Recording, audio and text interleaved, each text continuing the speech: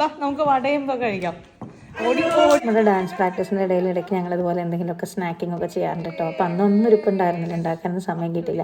അപ്പോൾ നമ്മുടെ കുറേ കേരയുടെ പഴംപൊരിയും ഉന്നക്കായും ഒക്കെ ഇരിപ്പുണ്ടായിരുന്നു കേട്ടോ. അപ്പോൾ അതുകൊണ്ട് ഞാൻ ചൂടാക്കി കൊണ്ട് പോയി പ്രാക്ടീസിന്. അപ്പോൾ പ്രാക്ടീസ് കഴിഞ്ഞിട്ട് കഴിക്കാനായിരുന്നു നമ്മുടെ പ്ലാൻ. പക്ഷെ അവിടെ ചെന്നപ്പോൾ ഇത് കണ്ടപ്പോൾ തന്നെ എല്ലാവരുടെയും കൺട്രോൾ പോയി. എല്ലാവരും പറഞ്ഞു കഴിച്ചിട്ട് പ്രാക്ടീസ് ചെയ്യാമെന്ന് പറഞ്ഞു. കൂടെ ചുക്ക് കാപ്പിയൊക്കെ എടുത്തുകൊണ്ട് വേണ്ടായിട്ടോ ഫ്ലാസ്കിൽ. അപ്പോൾ ഞങ്ങൾ പയ്യെ എല്ലാവരും കൂടി ഒന്ന് അത് കഴിച്ച് എല്ലാവർക്കും ഭയങ്കര ഇഷ്ടമായി. എല്ലാവരും ജോലി കഴിഞ്ഞ് വന്നവരായിരുന്നു. അപ്പോൾ അതായിരുന്നു നല്ല വിശപ്പുണ്ടായിരുന്നു. ആർക്കും വീട്ടിൽ നിൽക്കാൻ പോലും സമയമില്ലാണ്ട് ഓടിയതായിരുന്നു.